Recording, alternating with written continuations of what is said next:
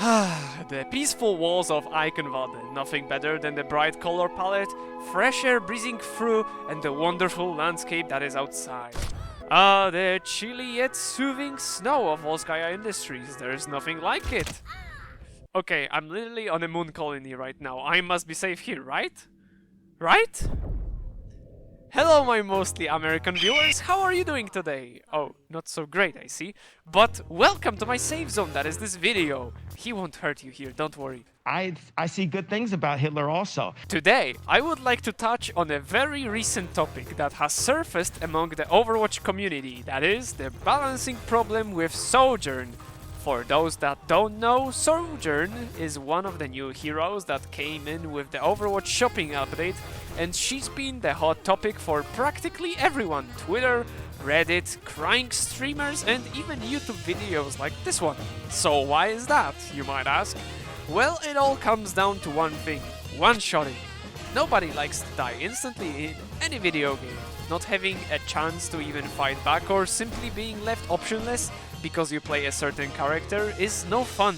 But it's not like it's just a press of a button that is responsible for one-shotting, right? Right? To achieve this level of power, the player that is playing one of those assassin heroes must land the shot first. And it's not any kind of shot, it's a precise one-chance attempt to click on a tiny little spot on the screen that is the enemy's gamer head. This action requires a lot of skill, or luck, depends on the situation. If I'm the one landing the shot, then you can be sure it's 100% pure skill. But when the enemy does it... Oh. So, getting straight to the point of today's video, let's ask ourselves this simple yet deep question. When is the player's skill too great? Let's start very slowly and clearly and take a closer look at Sojourn's design. If you want to skip the funny numbers, go ahead, here's the timestamp. I won't take too much time here, just a quick description of what this hero is all about, so we are all on the same page. First, let's take a look at her least problematic abilities, which are by default her E, the Disruptor Shot, and the other one bound to Shift, the Power Slide. Sliding is strictly a mobility ability, so it doesn't have the biggest impact on the game, especially the damage output. It sometimes opens up more scenarios to inflict more surprising damage, but to actually be useful, the player must take not only aiming a projectile primary weapon into consideration, but also the bonus vertical, but also horizontal movement, which takes a lot of practice. Additionally, this ability increases the survivability of Sojourn because it allows her to position herself in more dangerous spots because of the get out of jail free card, that is the backward slide. Her E, on the other hand, is an immobilizing area of effect ability that slows the enemy players by 25% if they happen to be in range of it.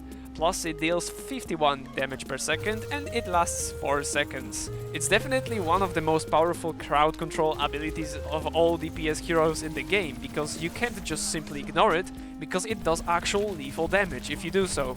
But it also makes you a very easy target to one-shot, as your sweet head hitbox is now 25% easier to hit. Now that you know what tools Sojourn has to help herself a little bit, let's address the elephant in the room, that is the primary weapon. Quick message from our sponsor, me! I'm trying to hit 1k subs by the end of this year, and it would be awesome if you help me reach this milestone like this guy or this guy.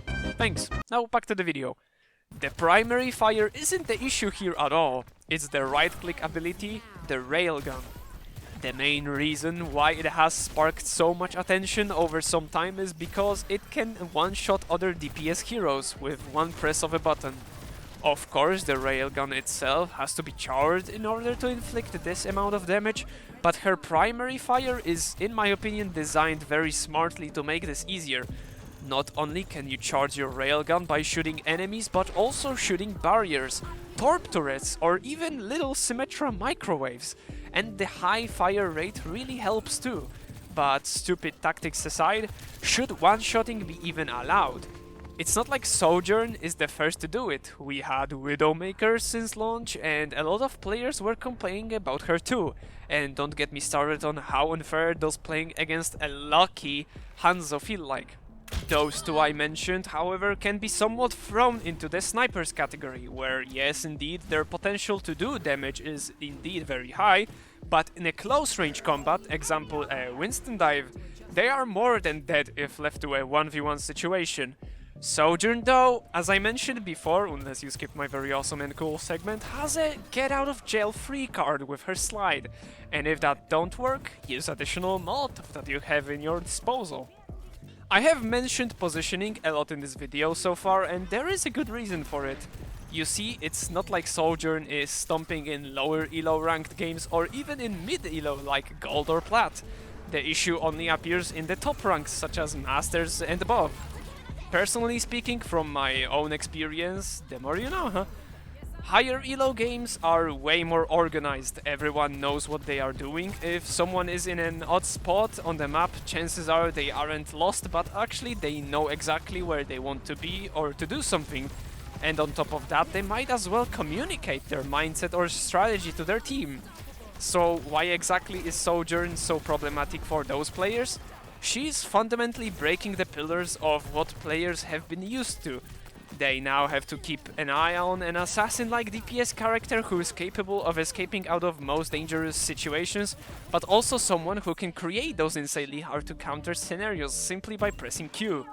When you hear the old voice line of Sojourn from the enemy team in Gold or Plat, you are ready she will do some more damage to your team and maybe get a sneaky pick off, but in the higher ranks, well, let's say it's similar to the Diva Bomb effect, where every player is trying to hide behind a shield or avoiding Sojourn's line of sight entirely. Now let's quickly mention that it is a great idea to give players a reward for being better. Skillful mechanics like the railgun headshots not only feel extremely satisfying to land, but also it feels like you accomplished something greater than just a simple kill on the enemy gamer. You stomped them. You didn't even give him a chance to react to what you just did. And that feeling is so amazing to the Sojourn player. But the rest of the players are, to put it nicely, not very happy about it. Being eliminated in a single press of a button will never be fun to play against. Where is the chance to analyze the scenario? Where is the possible counterplay? There is no fundamental way of actually thinking of a better solution than just copying what other team does if you start getting stomped by the black cyber lady. That's why the top of the ladder DPS mains are filled to the brim with Sojourn players. It's similar to how if the enemy team has a Widowmaker, you either have to focus her down so she loses her effectiveness by diving her or focusing her as a team, but that requires many players to do it. If you simply pick a Widowmaker yourself in your team, it's a better trade-off if you manage to pick her off by the second or third time, as you don't lose as much resources needed to get your team rolling, especially on offense where you need that very important momentum. The saddest conclusion to this video is that players are simply too good to not play Sojourn, but wait, it's not the end of this video, let's go a little bit deeper. Compare Soldier 76 to her, for example. You are sacrificing a potential ability to pick off a wandering enemy somewhere on your screen in an exchange for Helix rockets, which deal around 80 or so damage. If the enemies will run Sojourn and you choose to stick to Soldier, then get ready to pray and hope she will miss her railgun on you. But as I said, in the higher ranks, it's just a matter of line of sight, not a dice roll if you will or won't die to an exposed Sojourn with charged right click. Comparing even more, let's take a look at both ults. Soldier provides guaranteed damage under the condition of having people in his sight and not having any barriers in his way. Remember, when Sojourn ults, she does not sacrifice her primary fire for it. She is still able to pump out the normal damage she could before, but with a Widowmaker charged shot every 1.2 seconds. It will always be better to evaporate someone immediately rather than swiftly gunning them down. The faster you eliminate someone from the enemy team, the more of an advantage your team has, and that is the mindset of a Grandmaster player. Let's take a look at a very simple example. You are playing Soldier, while the opposite team is running Sojourn. The rest of your team happens to be a mirror match and they just met on the payload or control point in the middle. Both you and the enemy Sojourn manage to flank behind each team, and you both press Q at the exact same time. Now you start shooting, also at the exact same time, and the rest of the lobby is just mirror brawling like crazy. But before you manage to gun down and helix one of their supports, the enemy Sojourn just picked off your Kiriko, whereas the enemy Kiriko you almost gunned down manages to react in time to throw her stupid invisibility sack on the ground to buy them some time. In this short period of time, their Kiriko is still alive, still able to output damage or heal the friendly tank. But yours is dead, because she didn't even have time to react to what just happened. As I said, the rest of the team is a perfect mirror, so even a second of a team fight where they have an additional 50 damage or a simple heal burst from their barely standing Kiriko might just win them the entire fight. But the snowball keeps rolling. Let's say you finally got that sweet pick of yours, but oh no, their Sojourn just pressed right click again and killed your Ana too, leaving your team with no heals. The tank keeps brawling, DPS keep f***ing, and it ends up as a victory for the enemies, as the Reinhardt on the point is left with 50 HP, winning them the first point. This is of course oversimplified to the extremes, but it's only to show you how important every second in an advanced ranked match really is. There are so many things that can be done in 1 second. Here are some examples. Junkrat can execute his one-shot combo. Ana can output more than 100 damage plus grant someone anti-heal.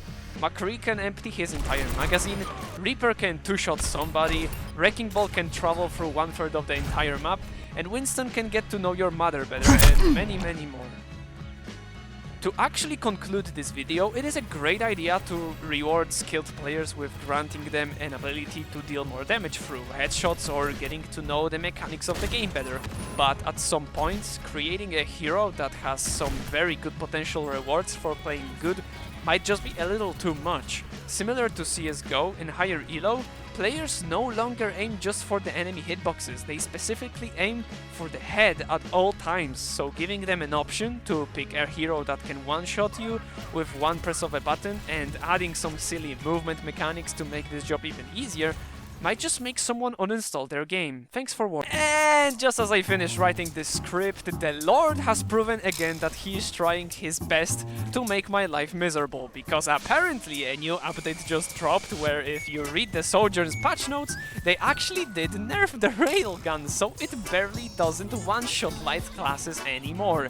It now does at max 195 damage, so in order to actually finish someone off, you need to tickle them with some of your primary weapon.